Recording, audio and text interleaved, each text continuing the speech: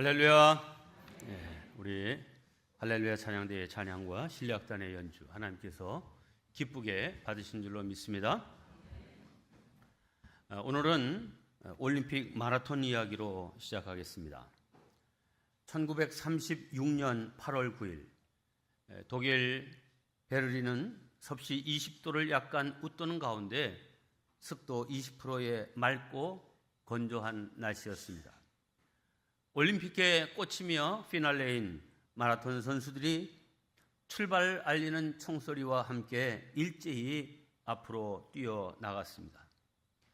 27개국에서 모인 56명의 선수 중 22번째로 운동장을 빠져나간 손기정은 10km 지점에서 어느덧 5위로 치고 올라왔고 29km 지점에서 2위, 31km 지점에서는 마침내 선두로 올라섰으며 하벨 강변을 따라 손기정은 계속 독주했습니다.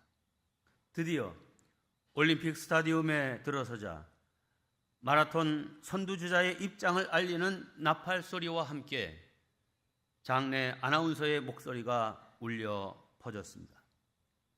선두는 일본의 기테이 손! 일본 대표로 올림픽에 출전했기에 손기정이란 이름은 기테이 손으로 등록됐던 것입니다. 힘차게 트랙을 돌고 마지막 100m는 전력 질주했습니다. 2시간 29분 19초 2.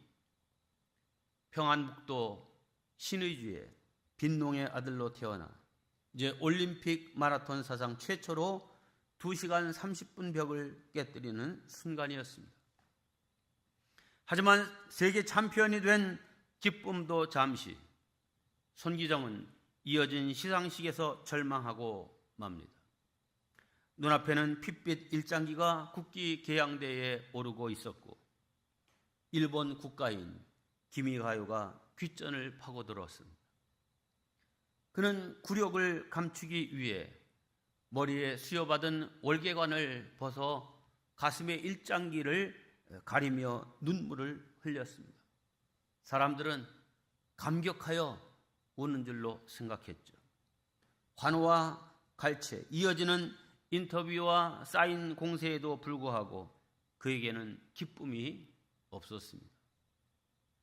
다음 날 오전 조선일보 도쿄 지국장으로부터 국제 전화가 걸려왔습니다. 손군, 명예로운 승전을 뭐라고 축하해야 좋을지 모르겠어. 얼마나 기쁘어? 그러나 손기정은 대답이 없었습니다. 손군, 안 들려? 몇 차례 계속 불렀어도 대답이 없다가 그의 울음소리만 들려왔습니다.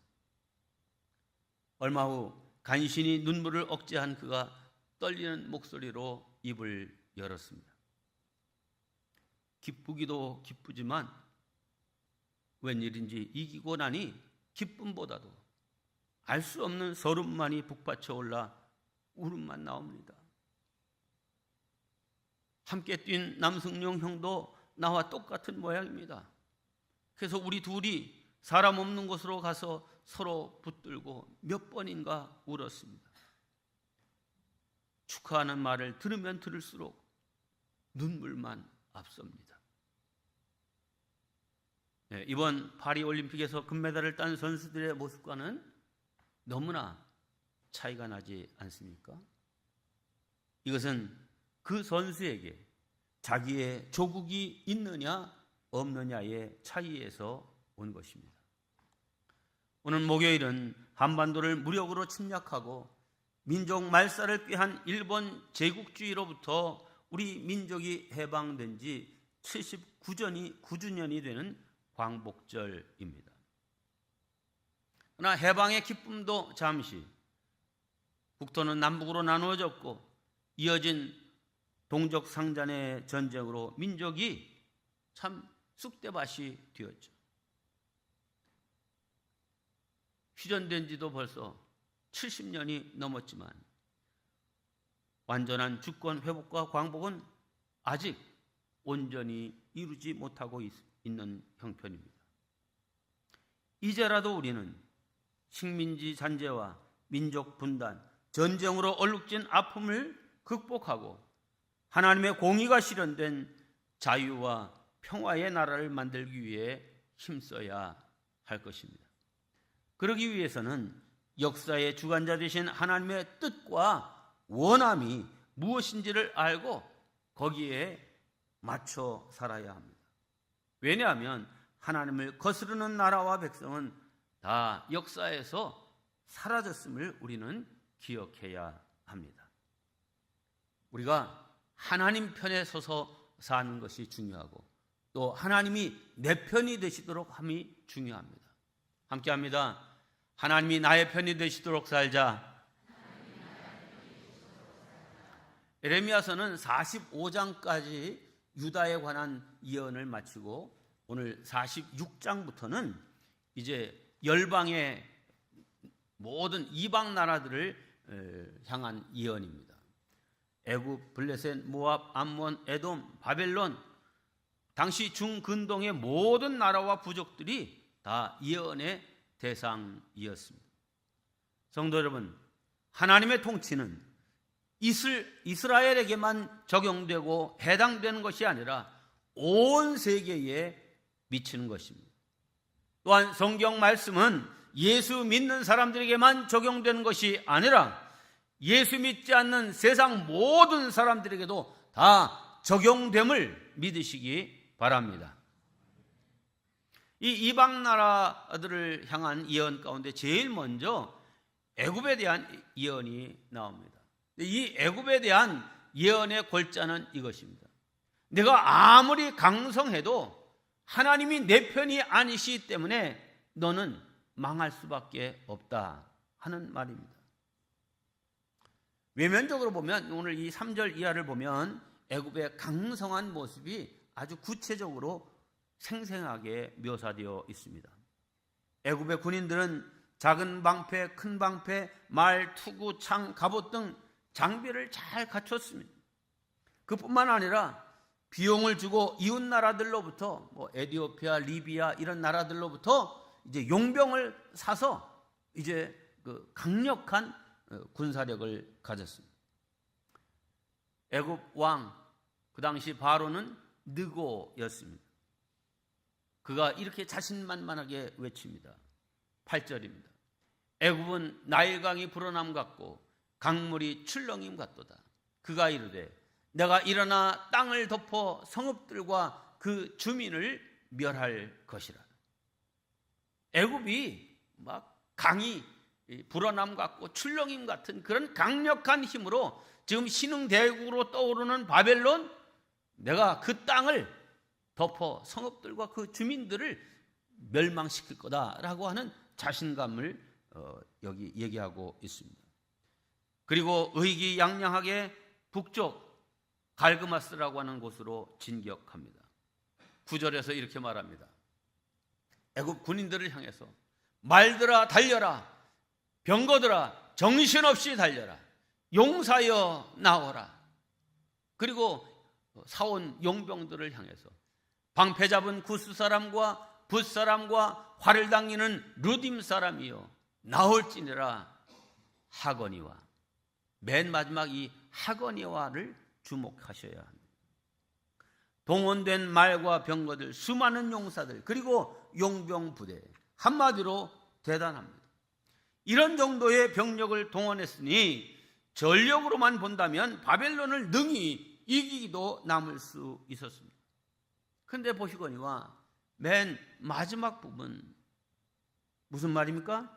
하거니와 너 대단하고 많은 것을 준비했지만 결과는 다르다는 것입니다.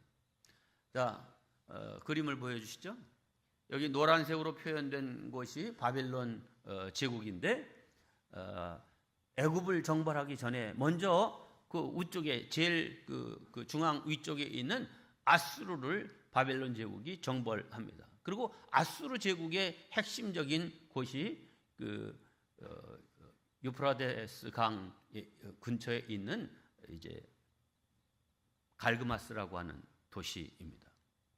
애굽이 생각하니까 이 바벨론이 이제 유다를 거쳐서 지금 애굽으로 또 내려올 조짐을 보이니까 우리 땅에서 전쟁을 치를 수는 없다, 이렇게 생각하고 자기 나라 군대와 이웃의 용병들을 가지고 저 갈그마스로 오히려 쳐 올라가는 것입니다. 하지만 저 갈그마스 전투에서 애굽은 패하고 맙니다.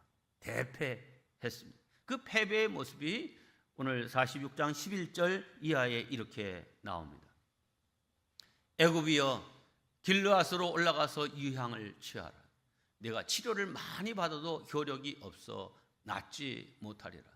내 수치가 나라들에 들렸고 내 부르짖음은 땅에 가득하였나니 용사가 용사에게 걸려 넘어져 둘이 함께 엎드러졌습니다. 사람이 사람 위에 엎드러지며 이르되 일어나라, 우리가 포악한 칼을 피하여 우리 민족에게로 우리 고향 애굽으로 돌아가자. 그들이 그곳에서 부르짖기를 애굽의 바로 왕이 망하였도다. 도저히 회복될 수 없는 수치와 상처를 입었고 전사자들이 겹겹이 쌓였습니다. 마침내 세계의 패권은 애굽에서 바벨론으로 넘어가고 말았습니다. 자, 그러면 이 애굽의 바로 느고가 엄청난 전력을 동원했음에도 패배한 이유는 무엇입니까? 바벨론의 느부갓네살 왕이 더 많은 군대와 무기를 동원했기 때문입니까? 아닙니다. 이 일에 대해서 에레미야 선지자는 이렇게 선포합니다. 바벨론의 느부갓네살 왕이 와서 애굽 땅을 칠 일에 대하여 선지자 에레미야에게 이르신 여호와의 말씀이라. 내 사방이 칼에 삼키웠느니라. 너희 장사들이 쓰러지면 어찌함이냐. 그들이 서지 못하면 여호와께서 그들을 몰아내신 까닭이니라. 그가 많은 사람을 넘어지게 하시며 내 사방이 칼에 삼키웠느니라. 무슨 말입니까? 애굽이 패한 이유는 군비에 관련된 문제가 아니라 한마디로 하나님이 애굽과 함께 하시지 않았기 때문이라는 것입니다. 하나님은 이미 바벨론을 들어 하나님의 도구로 사용하고 계셨습니다. 여기에 애굽이 대항했던 것입니다. 성도 여러분, 하나님의 손이 함께하는 쪽을 결코 이길 수 없음을 우리는 알아야 합니다. 그러므로 우리는 우리의 힘으로 할 수 있는 일에 최선을 다해야 하지만 내가 하고자 하는 일이 하나님이 원하시는 일인지 하나님이 기뻐하실 일인지를 먼저 생각해야만 합니다. 또한 하나님께서 함께해 주시기를 기도해야 합니다. 그래야 성공할 수 있고 승리할 수 있습니다. 사업도 그렇고 입시도 그렇고 취업도 그렇습니다. 그렇지 않으면 인간의 준비가 아무리 완벽해도 실패할 수밖에 없습니다. 그렇습니다. 애굽 왕 바로 느고가 바벨론을 치기 위해 동원할 수 있는 것은 다 동원했습니다. 사기도 높았습니다. 하지만 패했습니다. 하나님이 애굽과 함께 하시지 않았기 때문입니다. 우리는 이 사실을 통해 교훈을 받아야 합니다. 성도 여러분, 지금 여러분 어떤 일들을 계획하고 계십니까? 그 하고자 하는 일이 하나님이 원하시는 일, 하나님이 기뻐하실 일이 되어야 합니다. 그래서 성공하고 형통한 성도들 되시기를 주님의 이름으로 축원합니다. 두 번째, 회개하고 돌이킬 기회를 잃어버려서는 안 됩니다. 함께합니다. 회개하고 돌이킬 기회를 잃어버리지 말자. 오늘 말씀에서 우리에게 깨달음을 주는 말씀이 있습니다. 17절입니다. 그들이 그곳에서 부르짖기를 애굽의 바로 왕이 망하였도다. 그가 기회를 놓쳤도다. 여기 기회를 놓쳤다 하는 말은 그가 회개하고 돌이킬 기회를 잃어버렸다는 말입니다. 그런데 이것은 에레미야 당시의 바로인 느고만의 문제가 아닙니다. 모세 당시의 애굽왕 바로, 당시는 람세스 2세인데 그도 역시 마찬가지였습니다. 그에게도 깨닫고 회개하고 돌이킬 기회가 많이 주어졌습니다. 이스라엘 백성을 애굽에서 나가 본래의 땅, 약속의 땅 가나안으로 가도록 허락하라, 하나님의 메시지를 이 바로 왕에게 전해줘. 하지만 바로 왕은 허락지 않습니다. 하나님의 말씀을 거절합니다. 그러니까 하나님께서 이 애굽에 재앙을 내리십니다. 한 번, 두 번, 세 번, 네 번 계속해서 그가 깨닫고 돌이킬 기회를 주셨습니다. 하지만 그 깨달을 기회들을 다 잃어버린 결과 10번째 재앙으로 애굽의 모든 짐승의 초태생과 또 가정의 장자들이 죽는 일을 당했습니다. 그러고도 깨닫지 못했기 때문에 나중에는 이스라엘을 이제 출애굽해서 말하자면 홍해를 건너기 직전에 있는 이스라엘 백성들을 이제 쫓아오게 되죠. 애굽에 아주 정예 부대, 마차 부대를 보냈습니다. 그런데 어떻게 됐습니까?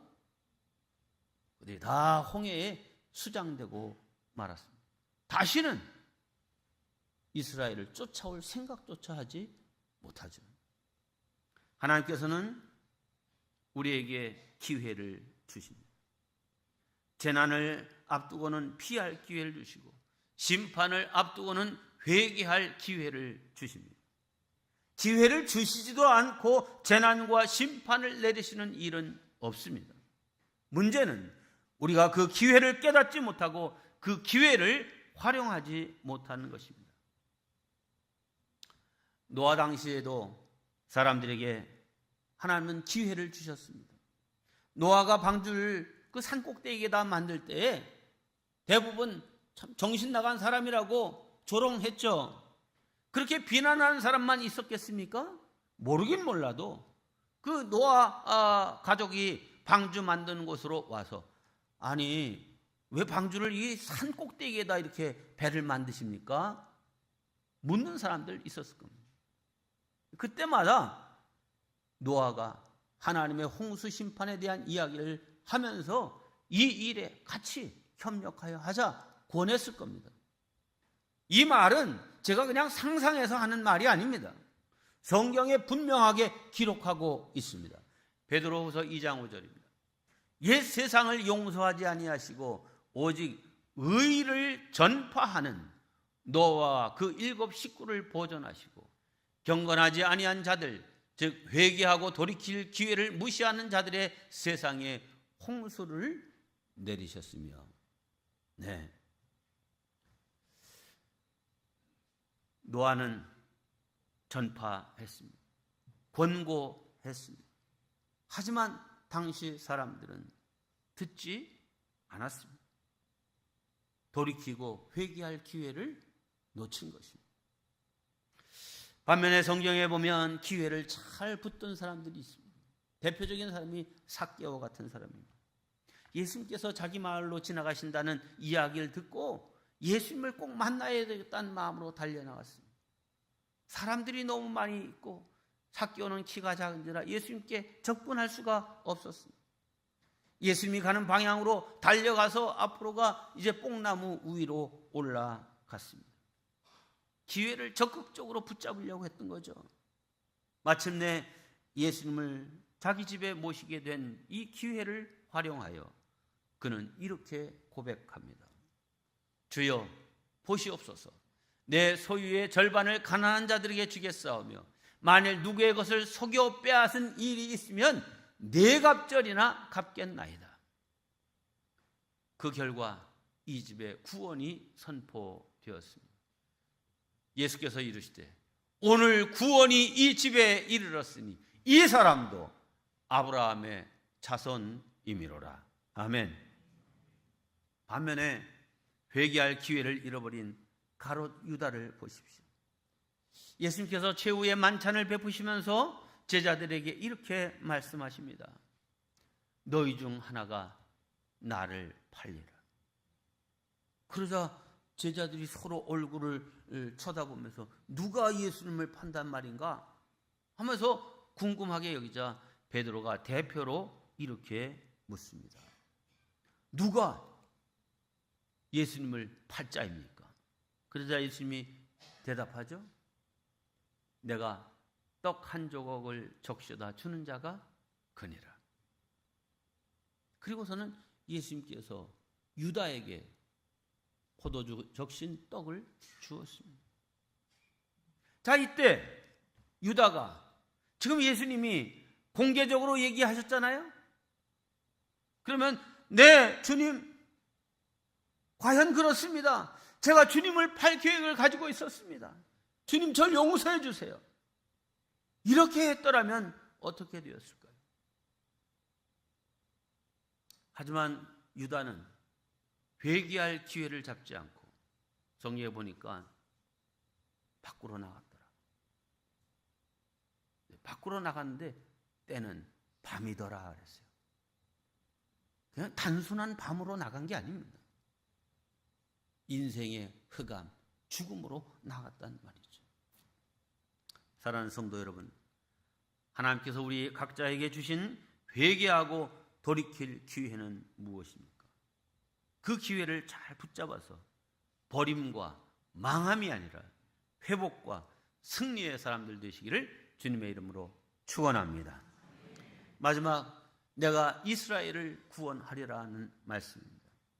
오늘 이 말씀의 끝에 이스라엘을 향해서 반전의 말씀을 하십니다. 무슨 말입니까? 이스라엘 백성을 위로하고 회복시키겠다고 하시는 말씀입니다. 물론 동시에 너희들을 징계할 것이다 라고 하는 말씀도 하십니다. 이 징계의 말씀 28절 46장의 맨 마지막 부분인데 먼저 여기를 읽어보겠습니다. 내가 너를 법도대로 징계할 것이요 결코 무지한 자로 여기지 아니하리라 하시니라. 자, 여러분, 예수 믿는 사람이라 할지라도 죄를 짓고 범죄하면 공의의 하나님은 징계하십니다. 멸하시기 위해서가 아니라 돌이키기 위해서입니다. 네, 이 소망의 약속의 말씀이 바로 앞절인 27절에 있습니다. 내 종 야곱아, 두려워하지 말라. 이스라엘아, 놀라지 말라. 보라, 내가 너를 먼 곳에서 구원하며 내 자손을 포로된 땅에서 구원하리니 야곱이 돌아와서 평안하며 걱정 없이 살게 될 것이라. 그를 두렵게 할 자 없으리라.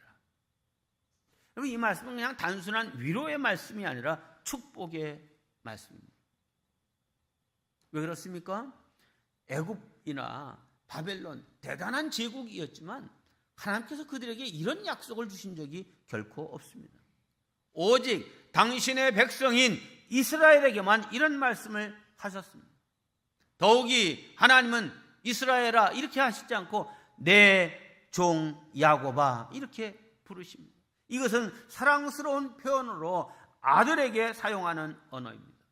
그러니까 이 말씀은 이스라엘은 하나님의 아들이고 대국이었지만 바벨론과 애굽은 단지 하나님이 사용하시는 도구요 종일 뿐이다 라고 하는 말씀인 것입니다.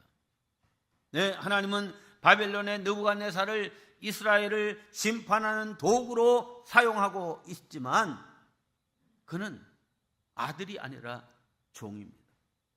반면에 심판받아 포로로 끌려갔지만 이스라엘은 하나님의 아들이라는 것입니다. 그러면 이 아들과 종의 차이는 무엇입니까? 종은 그냥 부려도 되고 호의를 베풀면 품삯을 주면 됩니다. 아들에게는 매번 일했다고 해서 대가를 주지는 않지만 아들은 아버지의 재산을 상속받을 수 있는 권리가 있는 것입니다. 종은 그럴 자격이 없습니다. 비록 아들이 속을 썩이고 말썽을 펴도 아들은 상속자입니다. 하지만 주인의 말을 아무리 잘 듣고 100% 순종해도 종은 종일 뿐입니다. 즉 바벨론과 애굽은 종이니까 일을 시키지만 이스라엘은 아들이니까 징계를 해도 하나님의 것을 상속받을 자격이 있는 것입니다. 이것이 아들과 종의 어마어마한 차이입니다. 누가복음에 나오는 둘째 아들은 살아있는 아버지를 죽인 것과 다름없는 행동을 했습니다. 유산은 아버지가 돌아가셨을 때에 받는 것인데, 둘째 아들은 아버지가 지금 두 눈 시퍼렇게 뜨고 살아계신데도 불구하고 나에게 주실 유산, 그 분깃을 달라고 행패를 부립니다. 이런 깡패 같은 자식이 어디 있습니까? 결국 아버지는 둘째 아들의 몫을 떼어줍니다. 하지만 둘째 아들이 유산을 받아 집을 나간 순간부터 아버지는 그 아들이 다시 돌아오기를 기다리십니다. 그런데 성도 여러분, 집을 나간 그가 종이었는데도 아버지가 그토록 기다리셨을까요? 그럴 리가 없습니다. 살아있는 아버지를 시체로 만든 망나니 같은 아들이지만 아들이기에 대문을 열어놓고 아들이 돌아오기를 기다린 것입니다. 그 아버지가 바로 우리 하나님 아버지십니다. 하나님은 이 탕자의 이야기를 통하여서 우리에게 가르쳐주고 싶은 것이 있습니다. 너희들이 때로시로 나를 떠나고 내 마음을 참 끓게 하지만 너는 내가 사랑하는 아들이다. 너 나를 떠나려고 하지 말고 나에게로 돌아오라 하는 이 아버지의 심정인 것입니다. 성도 여러분, 우리가 세상에서 대단해지는 것 중요하죠. 높이 오르고 많이 벌고 뭐 이런 거 다 중요합니다. 그러나 가장 중요한 것은 하나님의 자녀됨이 중요한 것입니다.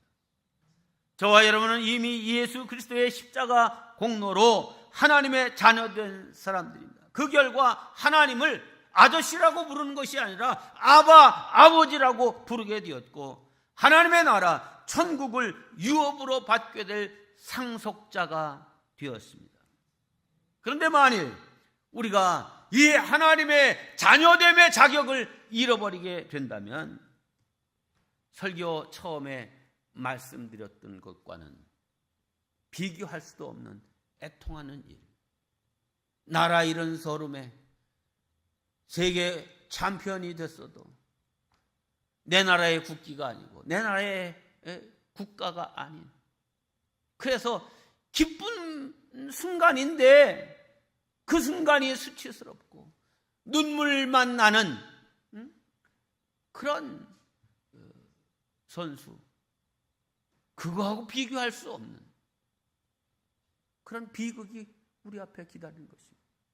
네, 하나님의 자녀로서 하나님께 유업으로 받아야 될 천국의 상속권을 잃어버리고 지옥 유황불로 떨어지는 존재가 된다고 하면 아무리 세상에서 많은 것을 성취하고 대단한 것을 이루었고 준비한 것이 많다 할지라도 아무 소용이 없는 것입니다.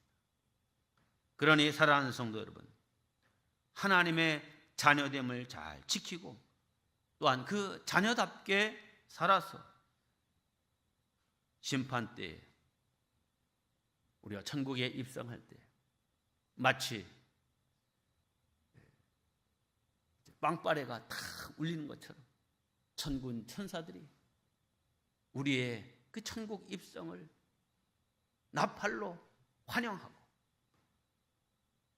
우리 하나님께서 우리에게 면류관을 씌워주면서 착하고 충성된 종아, 수고했다. 이제 나와 함께 영원한 복락을 누리자 말씀해 주시는 그런 은혜의 사람들 다 되시기를 주님의 이름으로 축원합니다.